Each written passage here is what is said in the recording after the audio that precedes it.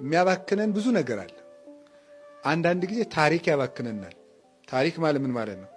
እስከ ዛሬ የኖርንበት ህይወታችን ጥልቅ እያለ እንደ ዝንብ እየገባ እንደ ወተት ዝንብ ስቅት ያደርግን። የዱሮ ህይወታችን እየታወሰ ይበጠብጣል አንዳንድ ጊዜ። ሌላ ጊዜ አሁን ያለው ስጋችን ጣልቃ እየገባ ይበጠብጣል። ሌላ ቀን ደግሞ ሰይጣን ጣልቃ ይገባል። ሌላ ቀን ሰዎች ጣልቃ ይገባሉ። ሌላ ቀን ዓለም ራሷ ሰልጣኝ ጣልቃ ትገባለች።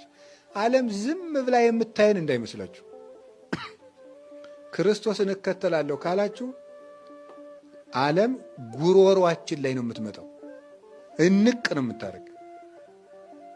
ወይ ክርስቶስን መርጠሙት ወይ ደግሞ አርፈ ቁጭ በል በሰላም አትነካካ ነው የምትለን። ጲላጦስን ምን እንዳደረጉት አልሰማችሁም እንዴ? አረ ይሄ ሰው ንጹሕ ነው አለ። ጌታን እኮ ነው ከሰው ባቀረቡለት ጊዜ ምንም በደል የለበትም ሲል ምን እንዳሉ ተመልከቱ። እማይቀተልኮ ለዝንቱ ኢኮን አርኮ ለቄሳር፣ ይህን ሰው ካልገደልክ የማን ወዳጅ አይደለም ነው ያሉት። የቄሳር ዋናው ህይወቱ ውስጥ መጡ። ይሁዳ ውስጥ ሹሞ ያስቀመጠው ማን ነው?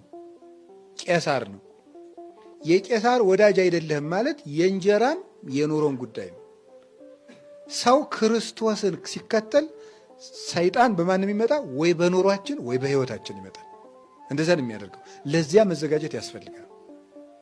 ስለዚህ ያውከናል። ይሄ ሁከት የበዛበት ዓለም ብዙ ጊዜ እንዴት ነው ማድረግ ያለብን? መክሊታችን እንዲታየን ወደ ውስጥ ማዳመጥ ነው። እውነቴን ነው የምነግራቸው። ወደ ውስጥ ማዳመጥ፣ ከራስ ጋር ሰብሰብ ማለት፣ ዝም ያለ ህይወትን መውደድ